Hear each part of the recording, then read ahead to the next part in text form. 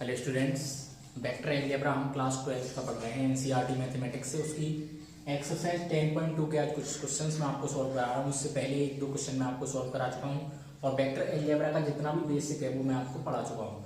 तो आज हम पहले क्वेश्चन नंबर 3 सॉल्व करेंगे एक्सरसाइज 10.2 से। तो आइए देखते हैं। Write two different vectors having same direction. ऐसे आपको दो डिफरेंट वेक्टर लिखने हैं जिनकी डायरेक्शन क्या हो, सेम हो।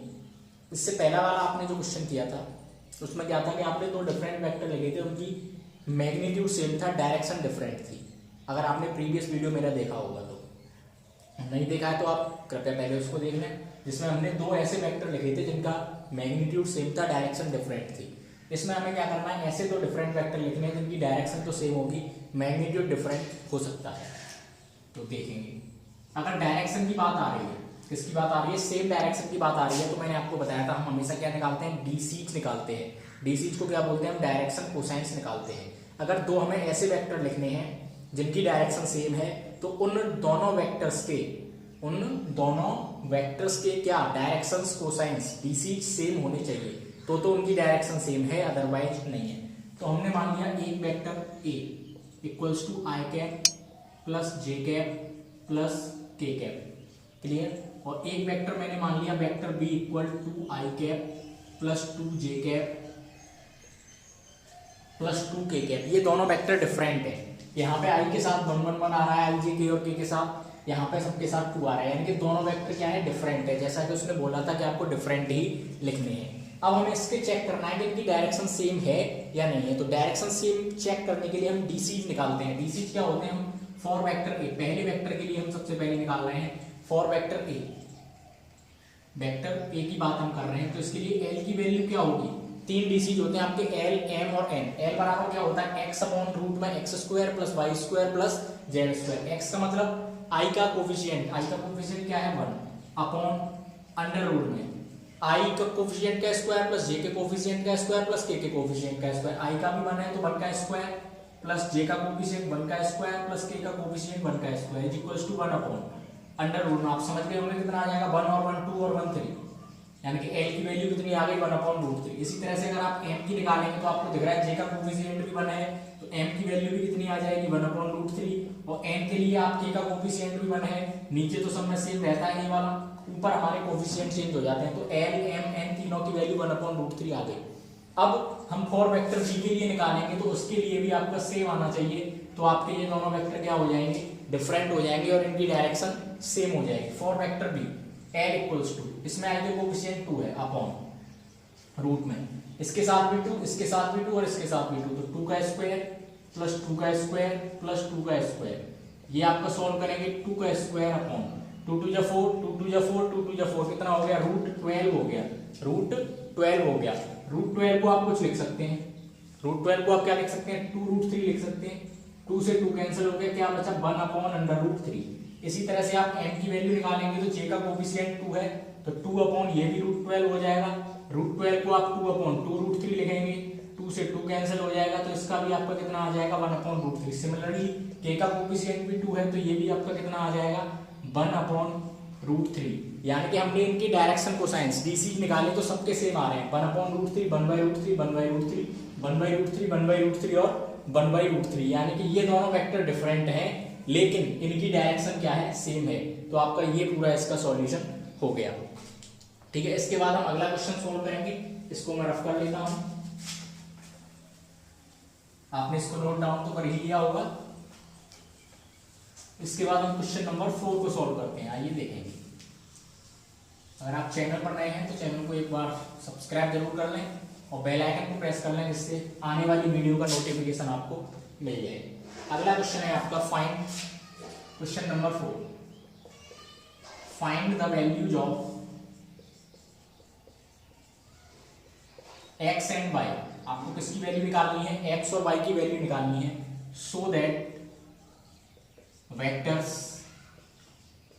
2i cap plus 3j cap and xi cap plus yj cap are equal. ये आपका क्वेश्चन नंबर 4 है, एक्सरसाइज 10.2 एनसीईआरटी 12th मैथमेटिक्स का।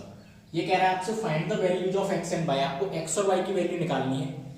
सो that vectors 2i cap plus 3j cap, दो वेक्टर आपको दे रखे हैं, पहला 2i cap plus 3j cap और दूसरा xi cap plus yj cap are equal, ये दोनों वेक्टर इक्वल हो जाएं, आपको ऐसी x और y की वैल्यू निकालनी है। तो आपको मैंने इक्वल वेक्टर की डेफिनेशन बताई थी, अगर आपने पहला मेरा वीडियो देखा होगा वेक्टर का, जिसमें मैंने आपको वेक्टर की डेफिनेशन वगैरह के बारे में सब कुछ बताया था। इक्वल वेक्टर क्या होते हैं? जिनका मैग्नीट्यूड सेम होता है और डायरेक्शन भी सेम होती है, ऐसे वेक्टर्स को हम इक्वल वेक्टर कहते हैं। तो इक्वल वेक्टर है यानी कि बराबर है, तो आप इसको बराबर रख सकते हैं। सॉल्यूशन हम करेंगे, पहला वेक्टर है आपका 2i cap plus 3j cap, किसके बराबर है ये? xi cap plus yj cap, दोनों वेक्टर बराबर है, ये कह रहा है इक्वल वेक्टर है ना।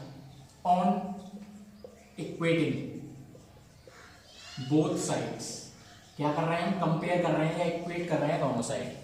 जब आपके ये दोनों वेक्टर इक्वल है तो इनके करस्पॉन्डिंग एलिमेंट भी इक्वल होंगे, यानी कि i के साथ इधर क्या आ रहा है x और i कैप के साथ इधर आ रहा है 2, तो x की वैल्यू आपकी कितनी हो गई? 2। बहुत ही सरल क्वेश्चन है। j कैप के साथ इधर आ रहा है आपका y और j कैप के साथ इधर आपका आ रहा है 3, तो y की वैल्यू कितनी हो गई? 3। कुछ नहीं था क्वेश्चन में, ओरली क्वेश्चन था, आप आराम से इसको सॉल्व कर सकते थे। x की वैल्यू कितनी हो गई? 2 और y की वैल्यू 3, केवल करस्पॉन्डिंग एलिमेंट्स को हमने सॉल्व कर दिया।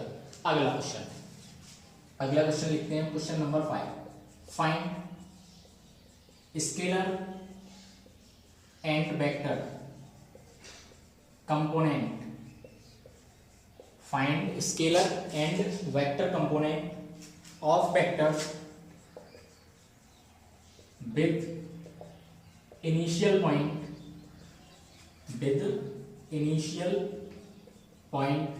2,1 with initial point 2,1 and terminal point -5,7। Question को पहले समझेंगे।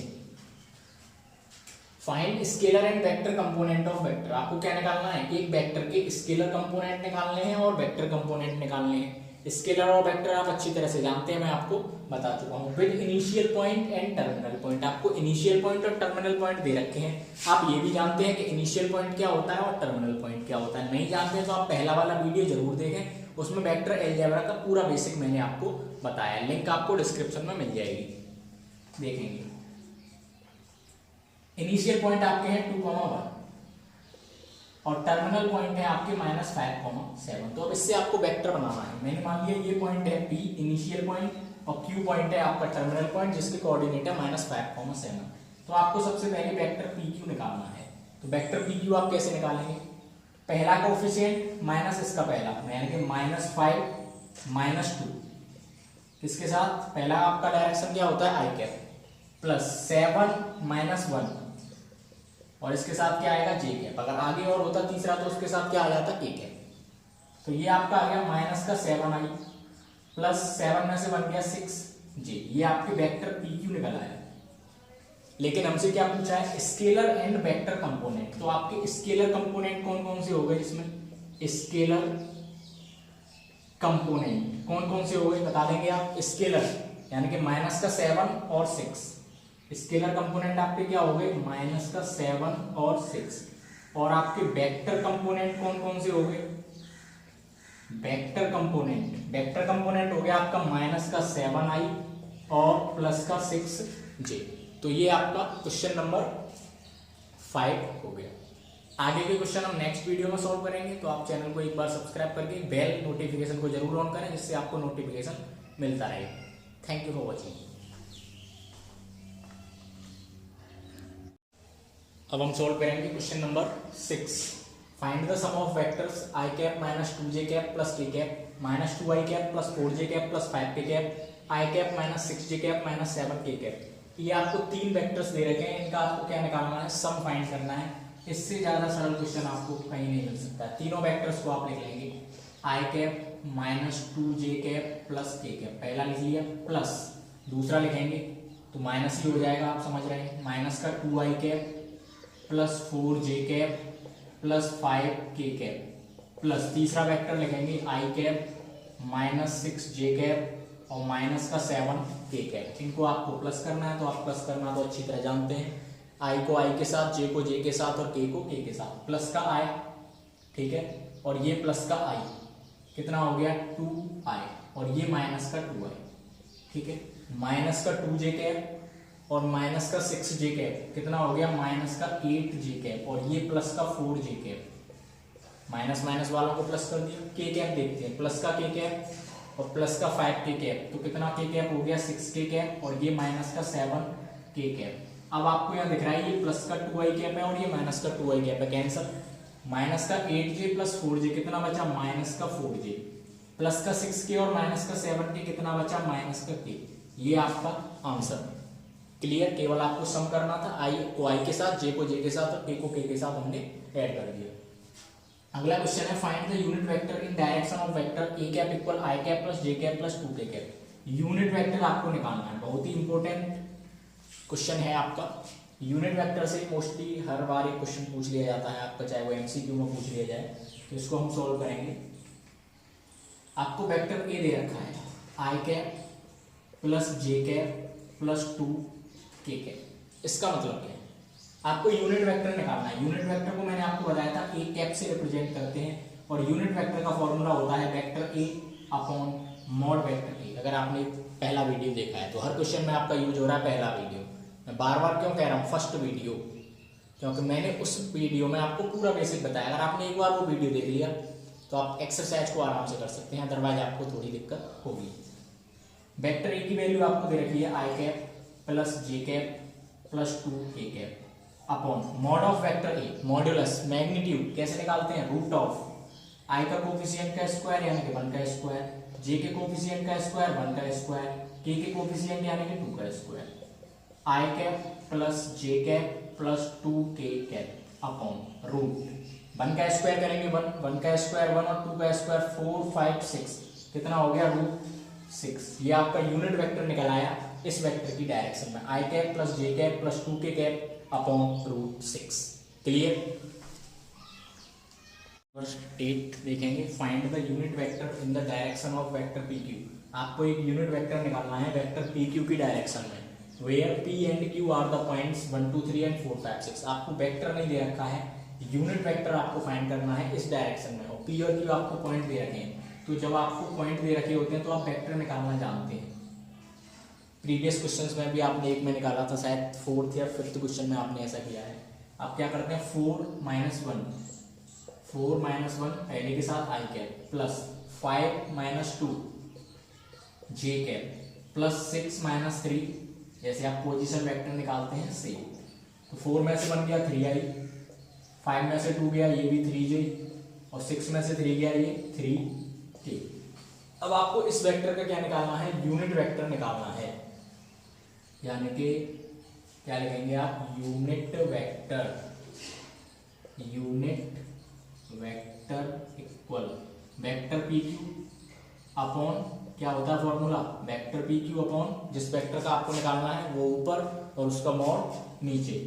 तो ये आपका 3i plus 3j plus 3k upon इसका मॉड निकालेंगे तो 3 का स्क्वायर 9 प्लस ये भी 3 है, इसका स्क्वायर भी 9 और इसका स्क्वायर भी 9, 3i plus 3j plus 3k upon 9 कितना हो गया 27। ठीक है, या तो आप यहीं जोड़ सकते हैं इसको, या आगे इसको 3√3 लिख के आप कॉमन लेके भी आगे सॉल्व इसको कर सकते हैं। अगला क्वेश्चन देखेंगे for the given vectors a and b। दो वेक्टर आपको दे रखे हैं, find unit vector in the direction of vector a plus b। a plus b की डायरेक्शन में आपको यूनिट वेक्टर निकालना है। जब a प्लस b की डायरेक्शन में आपसे यूनिट वेक्टर पूछा है तो सबसे पहले तो आपको a प्लस b पता होना चाहिए। a हमें पता है और b हमें पता है, तो a प्लस b हमारा चुटकियों का खेल है। 2i माइनस i कितना बचा i कैप, माइनस का j और प्लस का j खत्म, प्लस का 2k और माइनस का k क्या बचा प्लस का k। अब आपको निकालना है यूनिट वेक्टर, तो आपका फॉर्मूला क्या हो जाएगा vector a plus vector b upon mod vector a plus vector b। Vector a plus vector b की वैल्यू आपने निकाल चुके हैं i प्लस k, और मॉड निकालना भी आप जानते हैं i के कोफिशिएंट का स्क्वायर j का कोफिशिएंट यानी k के स्क्वायर। तो आई cap plus k cap upon root में 2, ये आपका आंसर हो गया। आप इसको अलग अलग भी लिख सकते हैं 1 अपॉन रूट 2 आई cap plus 1 upon root 2 k cap. Clear. तो ये आपका क्वेश्चन नंबर 9 तक कंप्लीट हो चुका है। अगला क्वेश्चन नेक्स्ट वीडियो में। चैनल को सब्सक्राइब जरूर कर लें।